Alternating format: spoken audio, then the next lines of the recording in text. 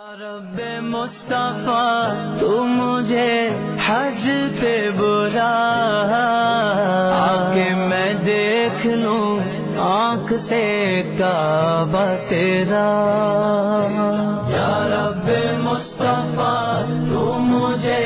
حج پہ بلا، آکے میں دیکھ لوں آنکھ سے کعبہ تیرا۔ سے بڑی وعید کیا ہوگی؟ ذرا سنیے، آقا صلی اللہ علیہ وسلم نے فرمایا جب میری امت میں گانا بجانا عام ہوگا، میری امت میں جب میوزک عام ہوگی، میں نے کہا نا آپ سے کوئی گھر ایسا نہیں ہے جس کے اندر لعنت نہ ہو، کوئی گاڑی ہے چاہے پرسنل کسی کی گاڑی ہو، اپنی گاڑی ہو، وہ بھی انجوائے کرتے ہوئے گاڑیاں چلاتے ہوئے عجیب، پتہ نہیں ہمارا دماغ اصل میں پتہ کیا ہے، ہماری روح بیمار ہے جس کی وجہ سے ہم ان چیزوں کو بھی انجوائے کہتے ہیں، ہماری روح بیمار ہے۔ ایک بھنگی کا واقعہ لکھا ہے نا، ہماری روح بیمار ہے، اس کی وجہ سے ہمیں سب کچھ الٹا بھی سیدھا نظر آتا ہے۔ ایک بھنگی کی حکایت لکھی ہے، ایک بھنگی جو ہے وہ کسی بڑی عطر کی دکان کے سامنے سے گزرا، اس کو عطر کی خوشبو آئی، وہ وہیں بے ہوش ہو گیا۔ لوگ جو ہے پریشان حال کی، اس کو کیا ہوا، اچھا بھلا آدمی بے ہوش ہو کے گر گیا، کوئی پانی پلا رہا ہے، کوئی اس کو مالش کر رہا ہے، کوئی کچھ کر رہا ہے، اس کو ذرا برابر ہوش نہیں۔ تھوڑی دیر کے بعد اس کی برادری کا ایک آدمی وہاں سے گزرا، کہنے لگا کیا بات ہے؟ کہا کہ یہ آدمی جو ہے بے ہوش پڑا ہے، خالی یہاں سے گزرا اور بے ہوش ہو گیا۔ تو اس آدمی نے کہا کوئی بات نہیں، کوئی بڑا مسئلہ نہیں ہے، میں چونکہ اس کی کمپنی کا آدمی ہوں، میں اسی کی جنس کا آدمی ہوں، میں اس کا علاج بتاتا ہوں۔ وہ گیا اور کہیں تھوڑی سی غلاظت لے کر کے آیا، گندگی لے کر آیا، اور اس کے ناک کے پاس جو ہی وہ گندگی رکھی اس کو ہوش آ گیا۔ چونکہ زندگی ساری چونکہ اس نے وہ غلاظت ہی میں گزاری ہے، تو اس کو خوشبو جو ہوئی اس کو ناک میں چڑھی، وہ بے ہوش ہو گیا۔ یہی ہماری مثال ہے، زندگی ساری غلاظت میں، اللہ کی نافرمانی میں اور قرآن و حدیث کے خلاف چلتے ہیں، اور پھر جب کوئی قرآن و حدیث ہمیں بتاتا ہے ہمیں وہ سمجھ ہی نہیں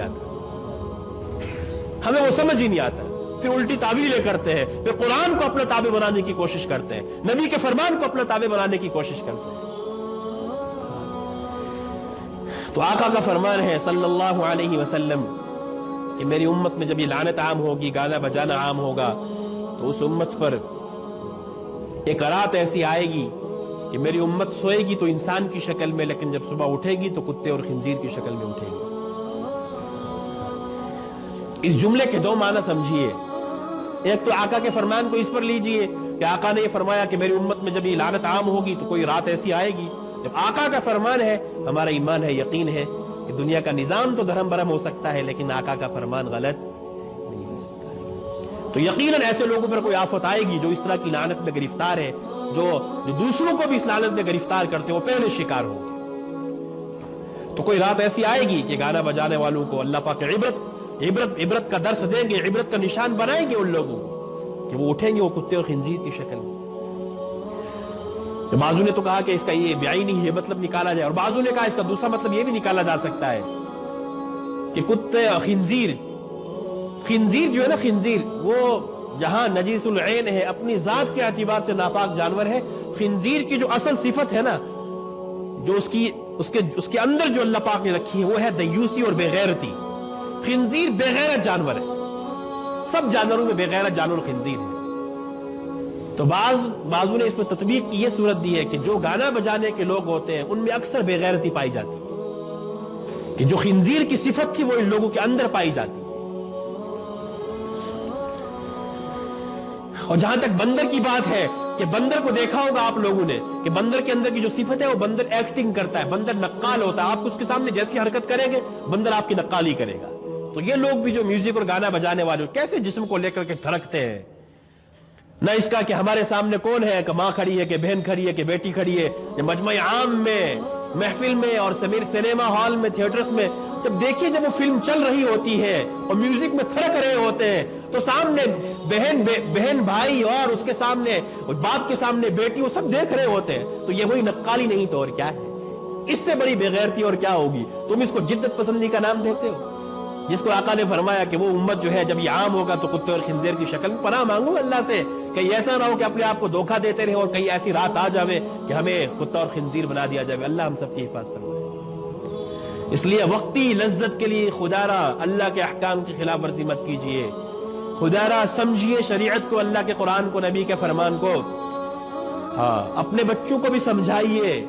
جب تک اس امت کا تعلق اللہ کے قرآن سے تھا، جب تک اس امت کے گھروں میں قرآن کریم کی تلاوت سے جو ہے نا گھروں کو معمور کیا جاتا، تب تک اس امت میں محمد ابن قاسم پیدا ہوئے، طارق ابن زیاد جیسے نوجوان پیدا ہوئے، صلاح الدین ایوبی جیسے پیدا ہوئے، اور نہ جانے کیسے کیسے جو ہے نا جرنیل اسلام پیدا ہوئے، جب تک اس امت کا تعلق اللہ کے قرآن و نبی کے فرمان کے ساتھ تھا۔ اور جب سے یہ سب کچھ ختم ہوا ہے، جب سے یہ سب کچھ ختم ہوا اور ہمارا تعلق مادی زندگی کے ساتھ زیادہ ہو گیا اور ان فسق و فجور کے ساتھ ہمارا تعلق زیادہ ہو گیا، تب سے یہ امت بانجھ ہو گئی۔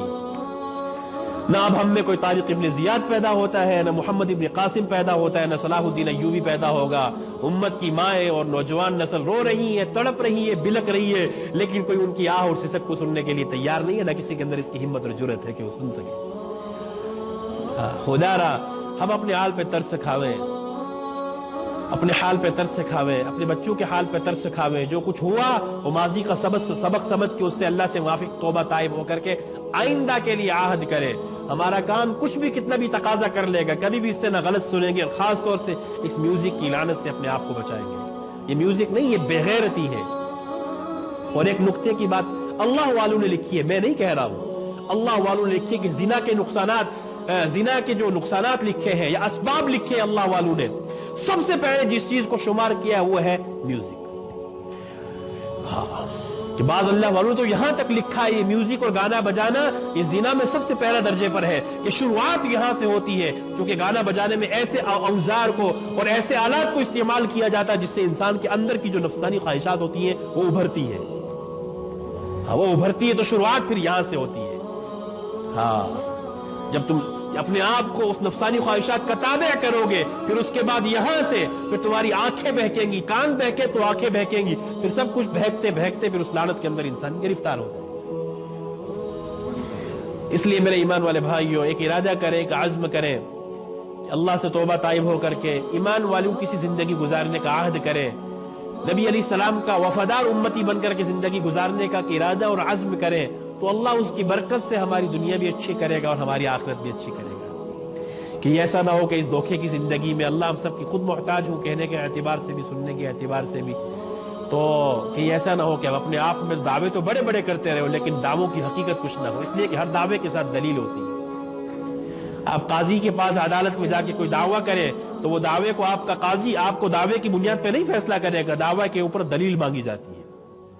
کہ آپ کے پاس یہ دعویٰ ہے، آپ یہ دعویٰ کر رہے ہیں کہ یہ زمین میری ہے، دلیل لائیے، کیا دلیل ہے آپ کے پاس کہ زمین آپ کی ہے؟ تو اللہ کے سامنے خالی دعویٰ نہیں چلے گا کہ ہم ایمان والے تھے، عملی طور سے ثابت کر کے بتانا پڑے گا کہ ہم نے دنیا میں ایمان والوں کی زندگی گزاری تھی، ہم نے قرآن و حدیث کی مطابق زندگی گزاری تھی، متبع سنت و شریعت بن کے زندگی گزاری تھی، نبی کی حقیقت میں غلامی بن کر کے زندگی گزاری تھی، تو یہ دلیل سن کر کے پھر ہمارے لیے جنت کا فیصلے ہوں گے۔ اس لیے سب عہد کرتے ہیں انشاءاللہ،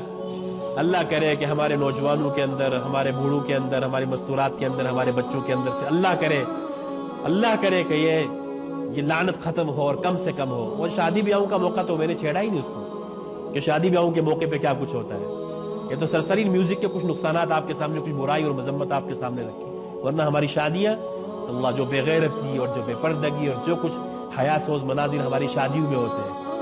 اور سب بے غیرت بنے دیکھ رہے ہوتے، کوئی ٹوک نہیں سکتا تمہاری بیٹی جو ہے کس عالم میں ہوتی ہے،